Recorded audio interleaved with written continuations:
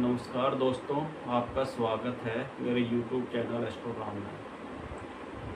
आज हम बात करेंगे कन्या के विवाह के बारे में कि उसके विवाह में किस कारण से समस्याएं आती हैं और उसका समाधान क्या है।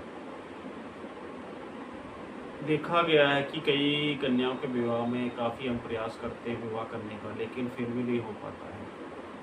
तो सबसे पहले जो ग्रह हमने कन्या के विवाह के लिए देखना है वो देवगुरु बृहस्पति है, क्योंकि विवाह के कारक, खास करके कन्या की विवाह के कारक देवगुरु बृहस्पति को माना गया है। अगर उनकी कुंडली में पोजीशन खराब है तो कन्या के विवाह में कोई ना कोई रुकावट जरूर आएगी, किसी न किसी कारण से विघ्न पड़ेगा। और विवाह होने के बाद भी अगर देवगुरु बृहस्पति की पोजीशन खराब है तो भी प्रॉब्लम वगैरह आती रहती है। उसके बाद हम देखते हैं कि सप्तम भाव में कैसे ग्रह पड़े हुए हैं। कहीं राहु, मंगल, सूर्य, शनि वगैरह तो नहीं पड़े हुए। अगर यह ग्रह सप्तम भाव में है तो कन्या का विवाह डिले से होता है, देरी से होता है। और अगर एक से ज़्यादा पाप ग्रह विवाह घर में पड़े हैं तो देखा गया है कि कई बार सगाई वगैरह होकर भी विवाह टूट जाता है, या विवाह के बाद भी दूसरे विवाह के योग भी बनते हैं।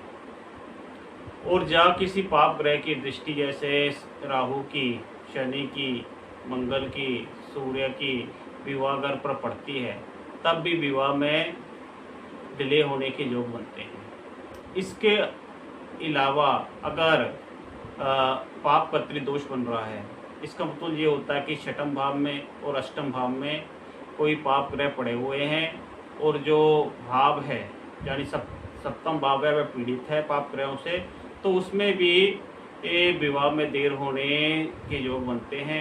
इसके साथ ही अगर सप्तमेश यानी कि सातवें घर का स्वामी 6, 8, 12 में पड़ा हुआ है और पाप ग्रह से दृष्ट है, जब पाप ग्रह के साथ पड़ा हुआ है तो भी विवाह में देरी होने के योग बनते हैं।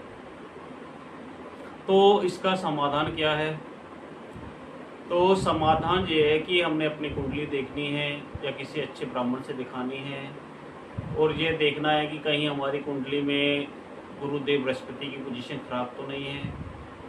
अगर किसी कन्या की कुंडली में गुरु की पोजीशन खराब है तो उसको गुरुवार के व्रत रखने चाहिए और डेली केसर का तिलक लगाना चाहिए और साथ ही पीली वस्तुओं का दान किसी गरीब को करना चाहिए और गुरु के बीज मंत्र ओम ग्राम ग्रीम ग्रोम से गुरुवाय नमः का जाप करना चाहिए। इससे क्या होगा कि गुरु की पावर जो खराब रिजल्ट दे रही है तो वह अच्छे रिजल्ट देने लग जाएगी और गुरु को बल मिलेगा, तो इससे विवाह के योग जल्दी होने के बनेंगे।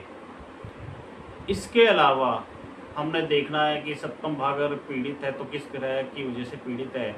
अगर राहु की वजह से पीड़ित है, राहु का दान कीजिए और उसको शांति कीजिए, उसकी शांति द्वारा राहु के ग्रह के प्रभाव को कम कीजिए। अगर मंगल, सूर्य, शनि की वजह से दिक्कत आ रही है तो उन ग्रहों के उपाय आप कीजिए। और साथ में देखा गया है कि अक्सर मंगलिक होते हैं, जैसे जिनके घर एक फर्स्ट हाउस में, फोर्थ हाउस में, सेवन्थ हाउस में, 8th हाउस में और 12th हाउस में मंगल पड़ा होता है, तो वह जातक या जातिका लड़का या लड़की मंगलिक होते हैं, तो भी उनके विवाह में काफ़ी ज़्यादा परेशानियों का सामना करना पड़ता है। तो ये ग्रह क्यों परेशानी कारक होते हैं? क्योंकि पाप ग्रह की, ज्योतिष के हिसाब से पाप ग्रह की दृष्टि या अच्छी नहीं मानी गई है। जहाँ भी इनकी दृष्टि पड़ती है उस काम में विलम्ब होती है, रुकावट पैदा करती है। और साथ खास करके शनि, राहु और मंगल की। तो अगर इनकी दृष्टि विवाह पर पड़ रही है या विवाह के स्वामी पर पड़ रही है, जब देवगुरु बृहस्पति इस प्रकार से पीड़ित हैं इन ग्रहों से, तो विवाह में देरी आती है।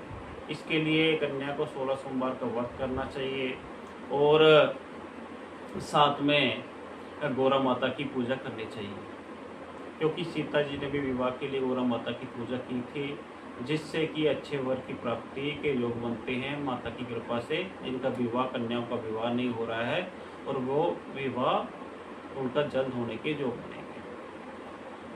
धन्यवाद मित्रों, आज के लिए इतना ही।